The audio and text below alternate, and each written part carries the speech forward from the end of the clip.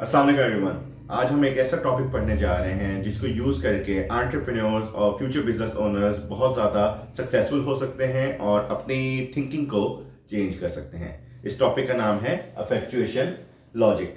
अब अफेक्चुएशन से क्या मुराद है? अफेक्चुएशन एक सिंपल सा लफ्ज़ है जिसका मीनिंग है कि आपके पास जो चीज़ें, जो रिसोर्सेज अवेलेबल हैं उसको यूज़ करके आप काम करना शुरू करें एज कम्पेयर टू फ्यूचर के बारे में सोच रहे हैं कि क्या हो जाएगा, पैसे कहाँ से आएंगे हमारा।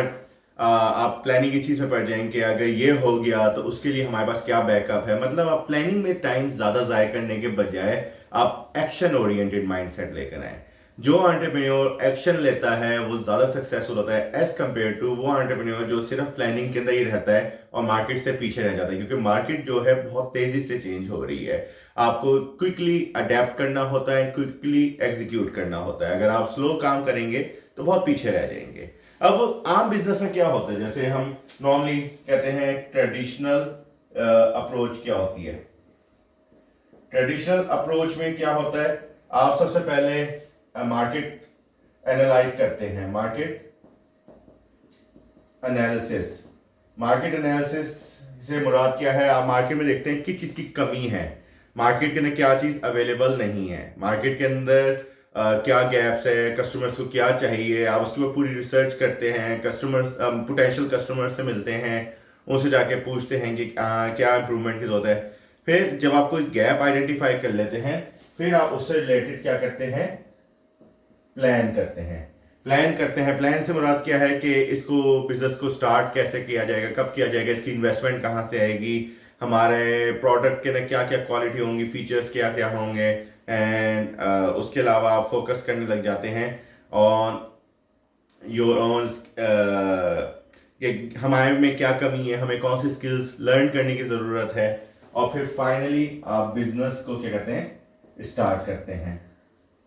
लेकिन ये बहुत स्लो अप्रोच है।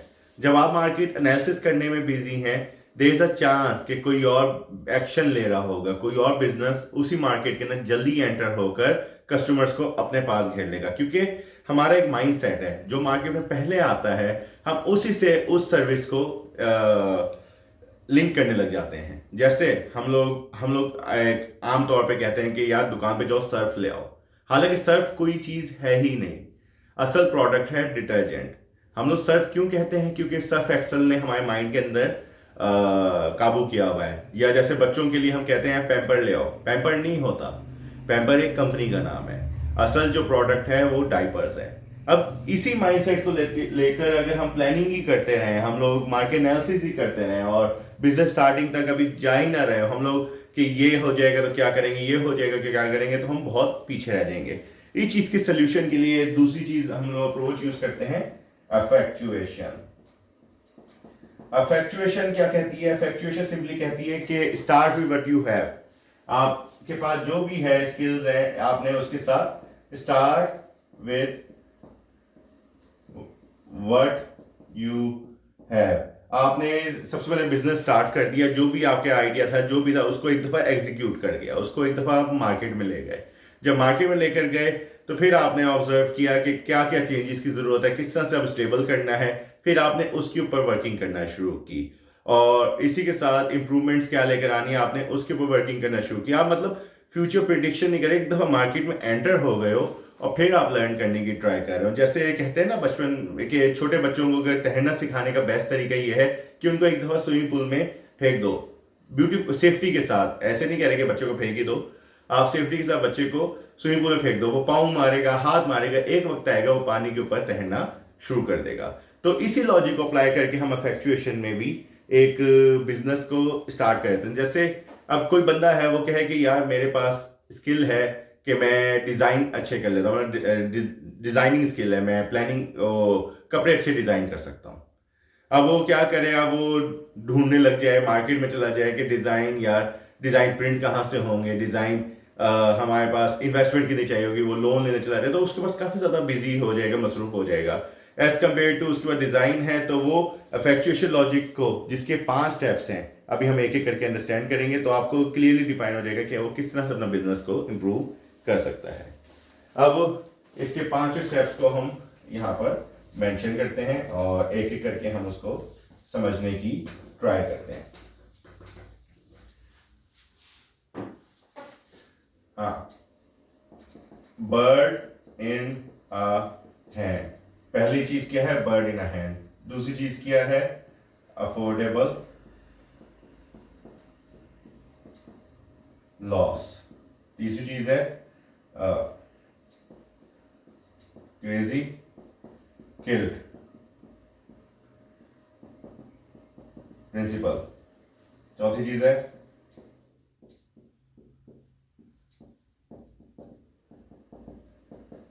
और आखिरी चीज है पायलट इन सॉरी। अब ये 5 चीजें हैं, एक एक करके हम इन सबको समझने की ट्राई करेंगे। बर्ड इन अ हैंड, आपने वो मुहावरा तो सुना होगा जो इंग्लिश में है कि bird in a hand is better than two in the bush. मतलब जो भी आपके पास चीज मौजूद है वो बेहतर है एज कंपेयर टू आप ऐसी चीज के पीछे जाएं जो आपके पास है ही नहीं। आप ऐसी चीज के हसूल में चले जाएं जो आपके पास मौजूद ही नहीं है। तो आपके जो भी स्किल्स अवेलेबल हैं, आपको क्लियरली पता है कि हु आर यू एंड आपके पास व्हाट यू नो, और उसके अलावा आप हुम आई नो, आप 3 सवालों के जवाब दोगे। Who am I, what I know, और फाइनली हुम आई नो। आप इन तीनों सवालों के जवाब दोगे कि मैं कौन हूं, मतलब मेरे पास स्किल्स क्या है, मेरे पास व्हाट आई नो, मुझे क्या चीज़ करनी आती है, मैं क्या क्या कर सकता हूँ, और फाइनली हुम आई नो, मैं किस तरह से अपने एग्जीक्यूट कर सकता हूँ। जैसे अब मैं अपनी बात कर लेता हूँ।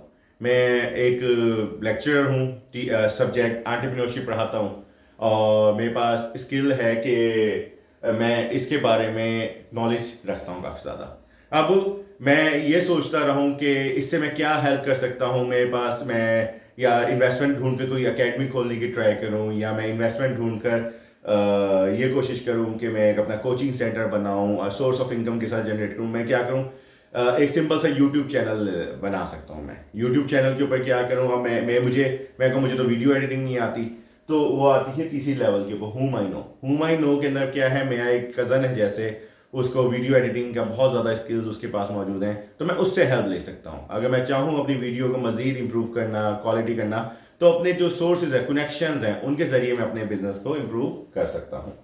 अब इससे आपको बेसिक आइडिया हो जाएगा कि बर्ड इन हैंड प्रिंसिपल से क्या मुराद है। आपने सिंपली अपने बारे में क्लियरली बताना है कि आप कौन हो और किन किन को आप जानते हो जो आपकी हेल्प कर सकते हैं। जैसे अब मैं डिज़ाइनर वाली बात कर रहा था, अब मैं कपड़े डिज़ाइन कर सकता हूँ। अब मैं क्या करूँ, मेरा कोई दोस्त है वो टेलर है, तो मैं उससे जानता हूँ, उससे जाके गाइडेंस ले लूँ, या कोई और भी इसी बिजनेस के अंदर है, उससे जाकर मैं हेल्प ले लूँ, उससे समझने की ट्राई करूँ किस तरह से बिजनेस हो सकता है। लेकिन मैं एक दफ़ा को बिजनेस बस स्टार्ट कर दूँ कि मेरे पास जो जो स्किल्स अवेलेबल हैं उसके साथ मैं बिजनेस में आ जाऊँ। अब पहला प्रिंसिपल तो क्लियर हो गया कि बर्ड इन हैंड, आप क्लियरली बता दो कि क्या क्या स्किल्स और चीज़ें मौजूद हैं।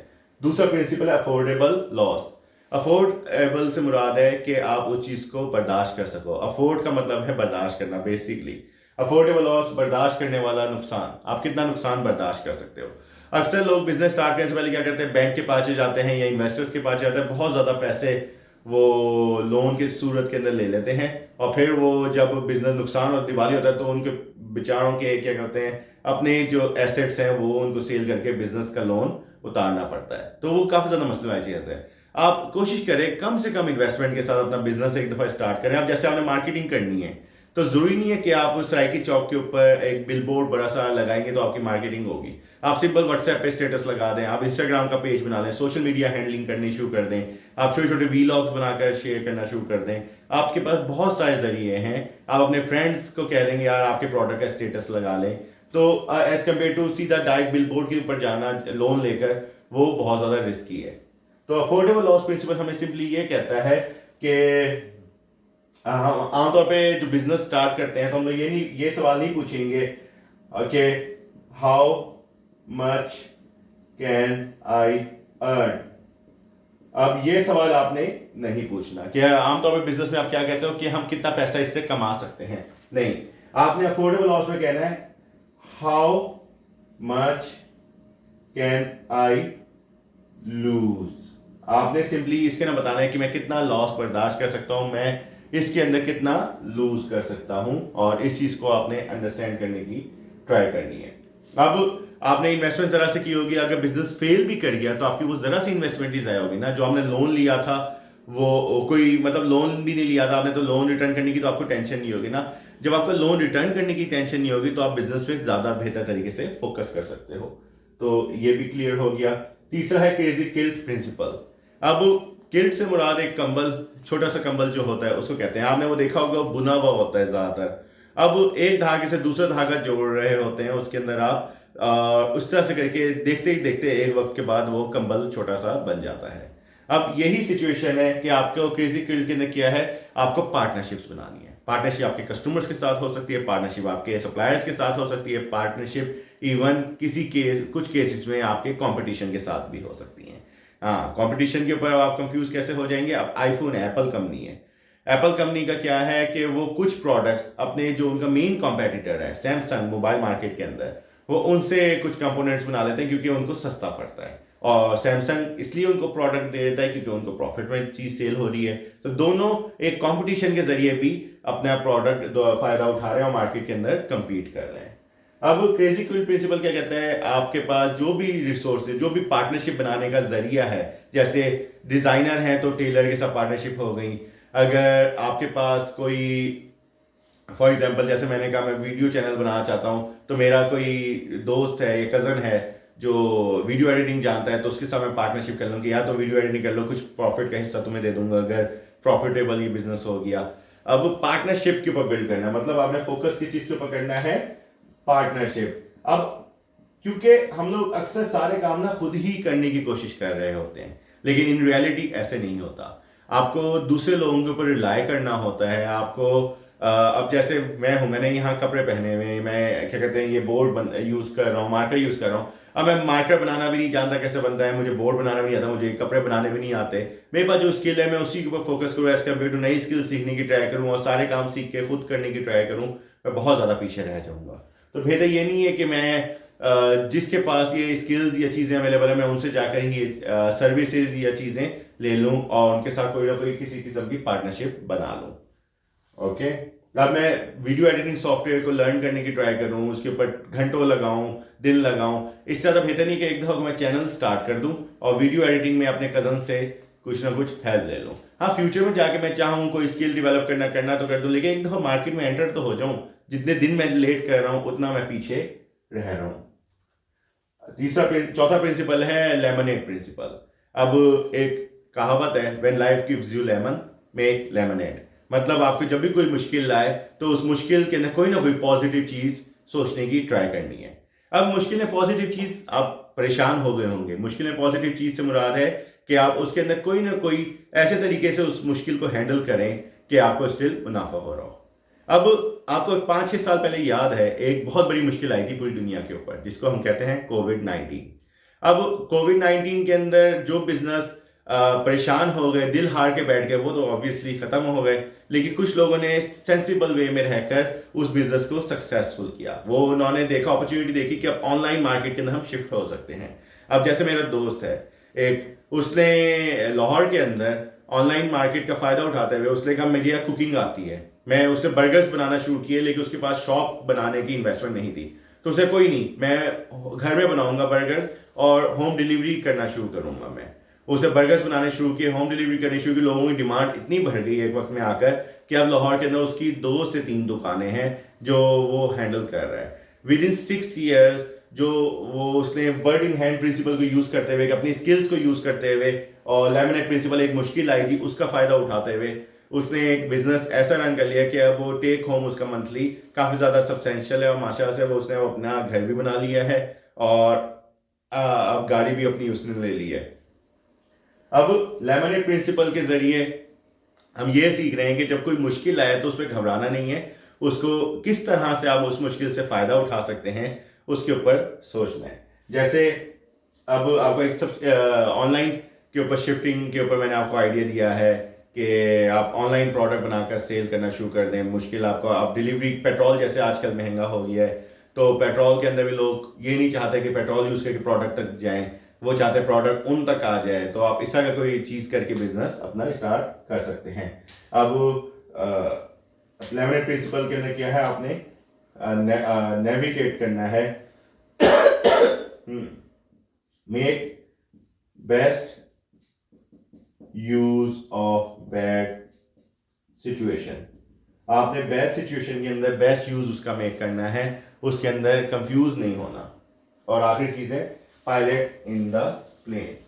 पायलट इन द प्लेन हमें क्या सिंपल चीज बताता है, पायलट इन द प्लेन हमें जो प्लेन के अंदर पायलट होता है वो उसका काम क्या होता है, डायरेक्शन देना जहाज को, कि जहाज कहाँ जाएगा, कब टेक ऑफ करेगा, कब लैंड करेगा, अगर कोई आगे मुश्किलें आ रही हैं तो उसको किस तरह से हैंडल करेगा। उसको खबर मिल गई कि आगे बहुत ज़्यादा बादल हैं, आप थोड़ी ऊंचाई पे चले जाएं, तो वो जहाज को ऊंचाई पे ले जाएगा। उसको पता चलेगा कि आगे ऊंचाई पे बादल हैं तो नीचे चले जाएं, तो वो नीचे चला जाएगा, उसके हिसाब से वो काम करता रहेगा।